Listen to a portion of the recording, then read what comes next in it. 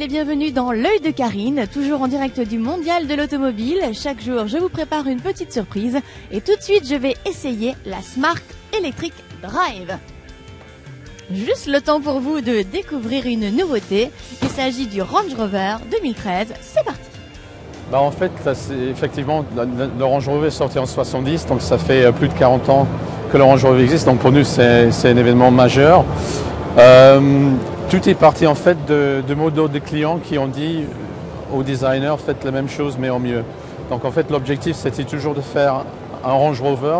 Donc du premier coup d'œil, on voit que c'est un Range Rover, mais avec assez de changements pour le rendre un peu plus contemporain. Donc on voit par le style du véhicule que notamment à l'avant, c'est plus arrondi, c'est plus contemporain. Au niveau des phares, il y a un joli travail qui a été fait pour le rendre encore une fois plus moderne avec une signature, notamment grâce à des LED, des optiques qui sont, on dirait carrément un objectif d'appareil photo. Donc plein de petites intentions, petits détails comme ça.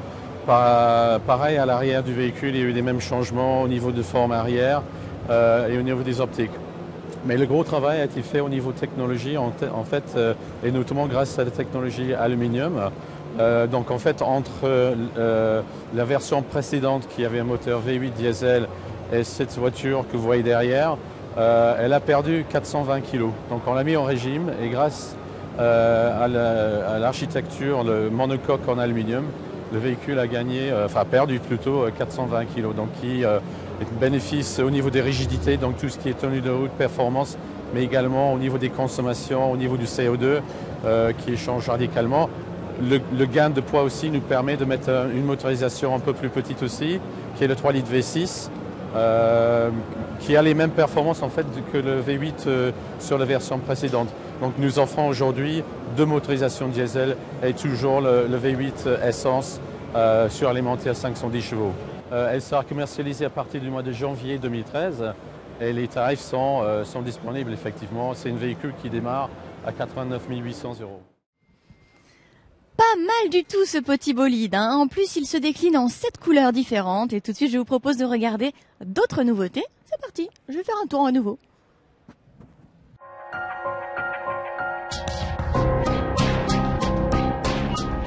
Doté d'une porte d'un côté et de deux de l'autre, le coupé Hyundai Veloster ne manque pas d'originalité.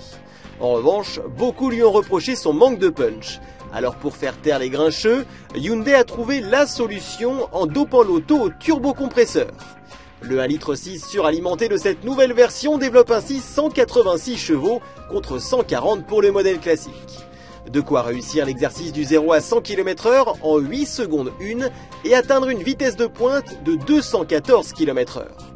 Plus sportif, à la fois par sa motorisation et par ses lignes plus agressives, le Veloster Turbo sera commercialisé dans la foulée du Salon de Paris au prix de 27 500 €.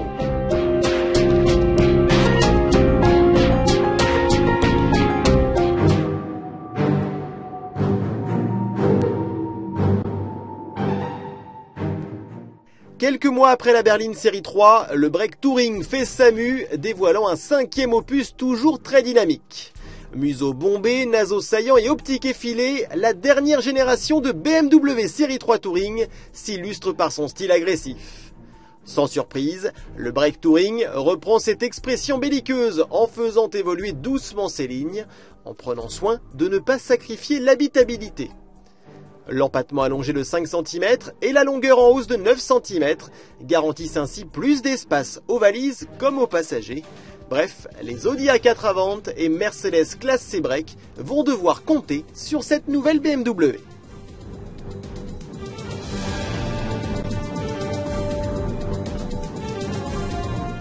Je me trouve toujours à bord de cette Smart Electric Drive et je pense que dans quelques temps, vous en verrez pas mal dans les rues.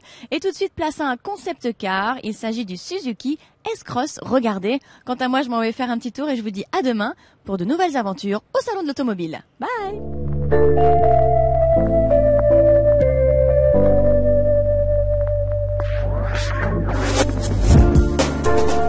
Suzuki vient donc de dévoiler l'étude S-Cross, un concept car qui préfigure l'arrivée d'un SUV compact et moderne dans la gamme du constructeur japonais. À la traîne sur le segment très dynamique des SUV, Suzuki réplique donc au Mondial de Paris. Le constructeur japonais y présente en effet ce concept car S-Cross aux lignes plutôt sophistiquées.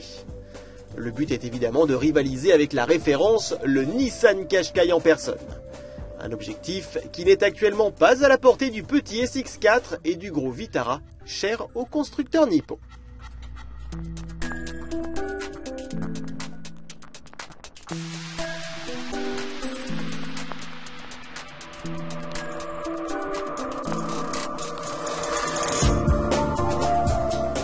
Plutôt réaliste dans ses formes, le modèle de série ne devrait pas être très différent de la version présente sur le stand Suzuki. Ce futur SUV compact de 4,31 m de long viendra vraisemblablement remplacer l'actuel SX4. Il pourrait donc, comme lui, rejoindre également la gamme Fiat sous l'appellation Sedici. Suzuki ne s'est pour l'instant pas étendu en détail concernant l'habitacle ou les dessous de l'engin, mais celui-ci devrait proposer une transmission intégrale optionnelle. Rendez-vous début 2013 pour la version définitive.